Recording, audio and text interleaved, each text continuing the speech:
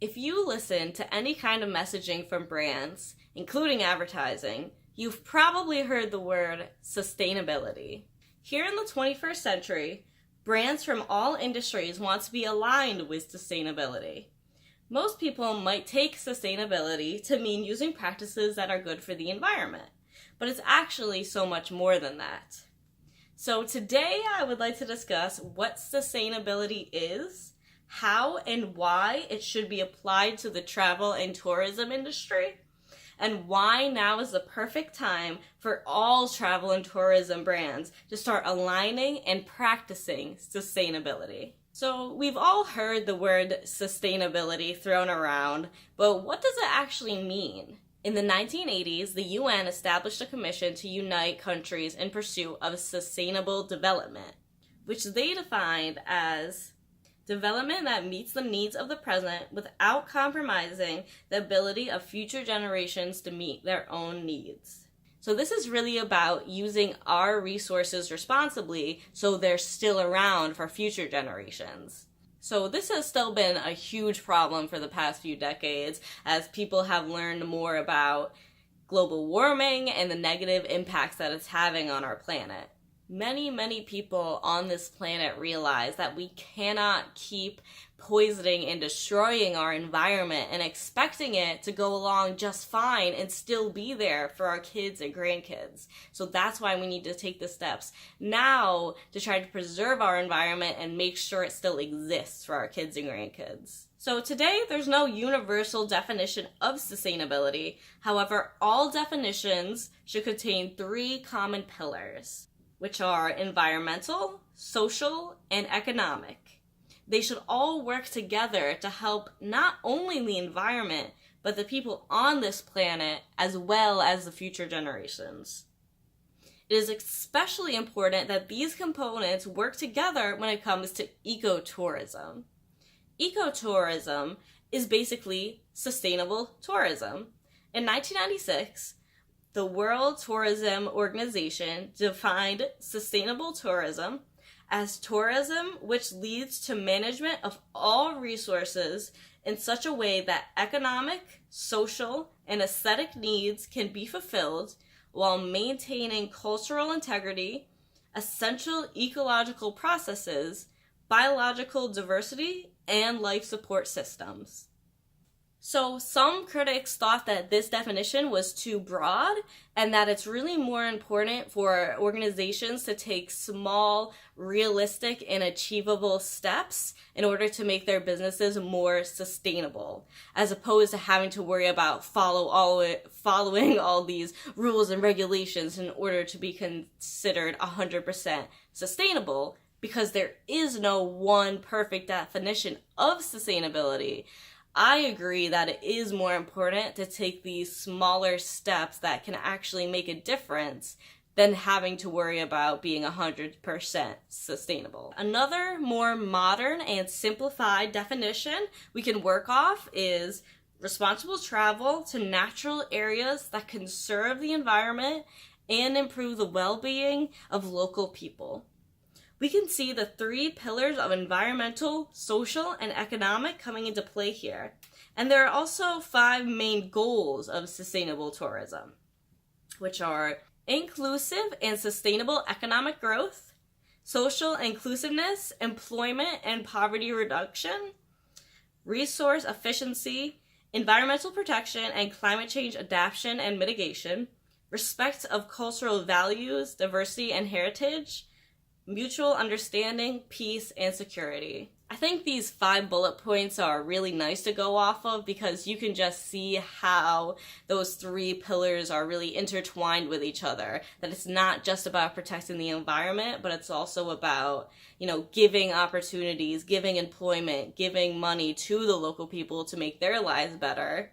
And then you're also educating and giving a new point of view to the tourists who come to the area. So it's just a really great cycle of helping the environment and the people. So it's also important to note that travel and tourism is a very strong industry. It accounted for 10.4% of the world's GDP in 2017, as well as 9.9% of the world's employment. So you can really see that this industry does have the power to positively impact so many people in the world, as well as help protect our environment. And finally, not only does travel have the ability to make an economic and environmental impact, but also a more personal one. Travel gives the ability to experience new cultures, to be more open-minded, and to experience things that you never would have back home. So travel has the ability to make these big, macro changes, but also micro ones that the individual can bring back to their own family, friends, and communities. So here's some good news. Ecotourism has become increasingly popular over the past few years. As we move into the 2020s, I believe we're going to see ecotourism continue to flourish and possibly even lead to a movement where all travel and tourism will want to be aligned with sustainability. According to the Case for Responsible Travel, Trends and Statistics 2017, 60% of all leisure travelers in the United States had taken a sustainable trip in the last 3 years. Booking.com did a study in 2018 that found 87% of global travelers want to travel sustainably, and 39% said that they always or often travel sustainably. For 2018, they reported 68% of travelers intended to stay in an eco-accommodation, which has been rising steadily since 2016. Also, interestingly, the percent of travelers who had not considered eco-friendly accommodations has been decreasing at the same time. The top reason that inspired people to travel sustainably was being impressed by the natural sights.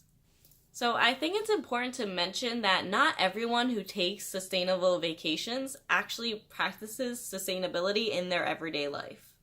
They may just be looking to take a relaxing vacation, as these areas are some of the most beautiful in the world. So I think it's important to educate travelers before they visit these areas so they know what to expect and how to behave while on property, including reducing water and electricity, recycling, and buying local.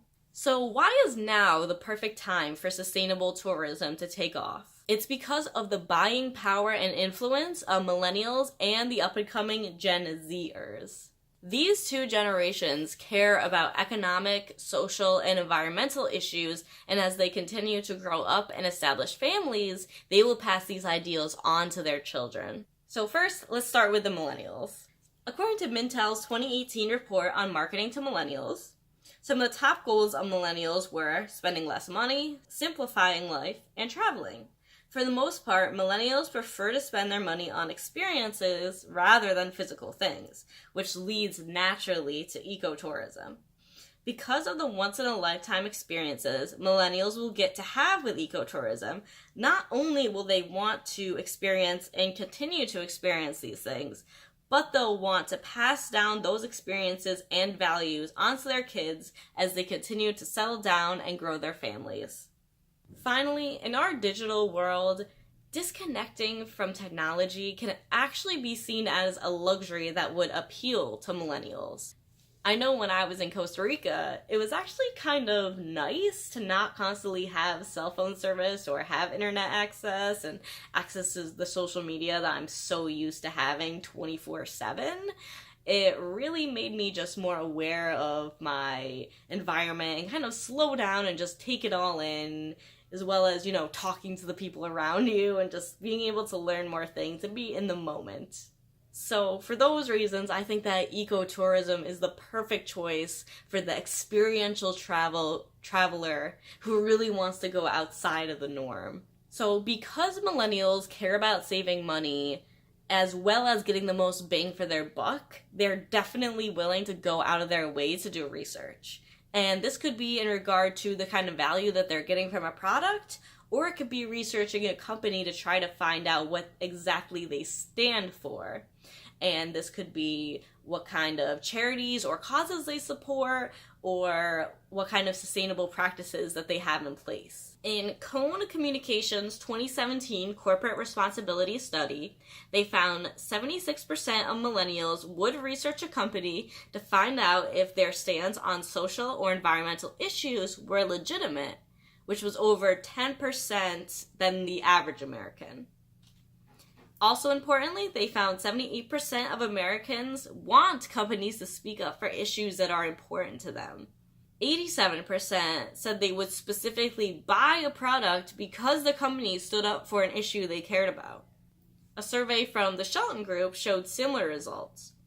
86% of consumers believed companies should take a stand on social issues, with 64% saying taking a stand was extremely important. However, most respondents couldn't correctly match the brand with the social cause, meaning brands need to effectively and clearly communicate what causes they're supporting and how. So we can see that there's an overall shift happening in our country that favors brands taking stands on social issues as well as employing sustainable practices.